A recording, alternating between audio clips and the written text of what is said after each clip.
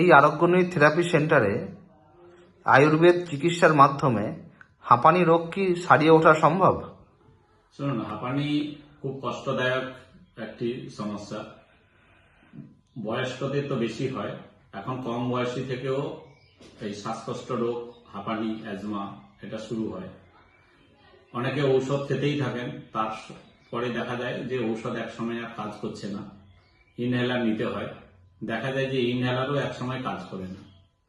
তাই বলবো যে এই আয়ুর্বেদ বা ন্যাচুরোপ্যাথি যে থেরাপি বললাম, পঞ্চকর্মা থেরাপি, এর মাধ্যমে খুব সহজে শ্বাসকষ্ট থেকে বেরিয়ে আসতে পারবেন এবং মেডিসিন ছাড়া জীবনযাপন করতে পারবেন।